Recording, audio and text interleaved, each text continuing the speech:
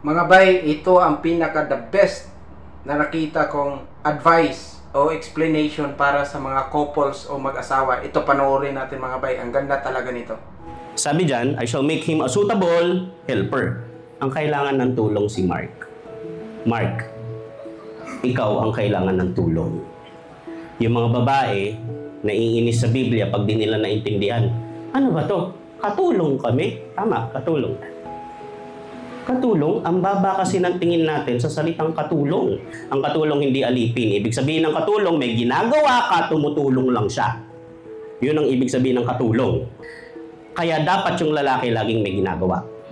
Ang laging madalas pinagmumula ng away, pag nakikita ng babae yung lalaki, walang ginagawa. Tanong niyo bakit? Tanong niyo ba? Parang ayaw niyo malaman eh. Tanong niyo bakit? Bakit? Kasi ginawa kayo ng Diyos na laging handang tumulong. Kaya kung walang ginagawa yung lalaki, anong tutulungan niyo? Kaya nagagalit kayo. Hindi naman kayo makatulong sa pagtambay. Tama? Kaya kailangan meron kang pangarap para susuporta siya. Naintindihan niyo? Tapos yung salitang tulong, yung I shall make him a suitable helper, galing yan sa salitang Hebrew. Ang salitang Hebrew niyan ay Ezer. Yan ang kauna-unahang salita na ginamit sa Biblia para ipakilala ang babae. Ezer. Alam niyo kung saan pa yung ginamit ng Diyos? Tanong niyo saan? Sa tuwing lalabas siya sa Biblia at liligtas niya ang Israel at tutulungan niya ang kanyang bayan, ang tawag niya sa ginagawa niya at sa sarili niya, Ezer. Sabi sa Psalms, I look upon the hills, where does my help come from? My help is in the name of the Lord. Yung help na yan, ang original niyan, Ezer. Hindi yan tulong na mas mababa. Ibig sabihin, kailangan mong paglingap, nilingap ka ng Diyos, ang paglingap na binigay yung asawa. Naintindihan nyo?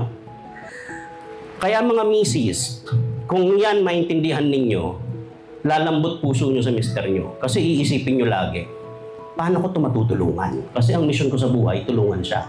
Kaya pagdating ng mister, ang sasabihin mo, kumusta ang trabaho? Ano bang gusto mo mangyari? Tutulungan kita. Anong plano? Sali ako dyan. Hindi yung, saan ka na naman galing? Diba? Kasi tulong kayo, hindi kayo kalaban. Tulong kayo. Ngayon, ang lalaki, pag naintindihan mo yan, kailangan mo ng tulong. Humingi ka ng tulong sa Diyos. Tinulungan ka ng Diyos. Sandali lang, tutulungan kita. Pero hindi basta tutulungan kita. Hindi, sandali, tutulungan kita. Mark, tutulungan kita. Ginawa niya si Grace. O, ito. Yan ang tulong ko sa iyo, Mark, ha? Oh yes, tama. Sinasabi ko na ito noon at sasabihin ko ulit ngayon. Ang Panginoon kasi, hindi yung gagawa ng, kumbaga, nagdarasal ka sa Kanya, humihingi ka ng tulong, humihingi ka ng gabay, etc.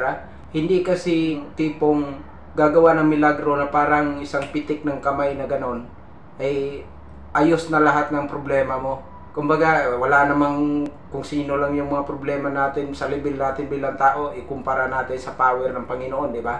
Baliwala sa Kanya yon kung gustuhin niya talaga. Pero hindi ganon ang paraan pala ng Panginoon para i-address yung mga problema natin na idinudulog natin sa Kanya o nilapit natin sa Kanya.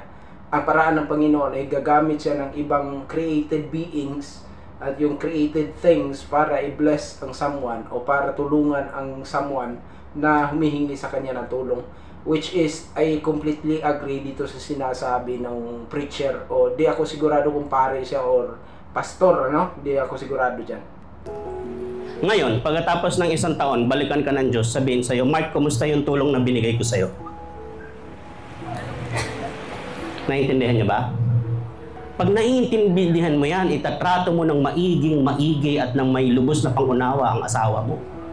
Kung naiintindihan mo rin yan, susuportahan mo ng maiging asawa mo. Kasi paano kung balikan ka ng Diyos at sabihin, Grace, kumusta yung pinatulungan ko sa'yo?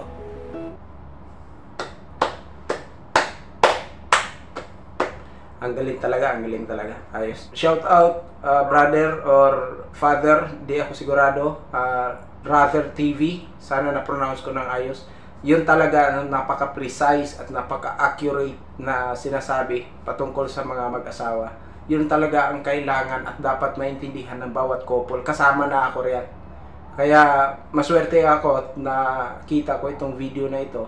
Isa sa reason kung bakit binahagi ko ito, gumawa ko ng reaction video, at least may palaganap ko yung mensahe na napakaganda talaga. Malaki talaga ang challenge pagdating dyan sa kung ano ang mga duties and responsibilities ng bawat isa. Ay madalas talaga magkaroon ng misunderstanding yung dalawang panig, kaya nag-aaway lagi. Yun ang pinaka best example, realization or self awareness ng bawat isa itong sinasabi ni brother. So shoutout at God bless sa iyo at God bless sa inyong lahat.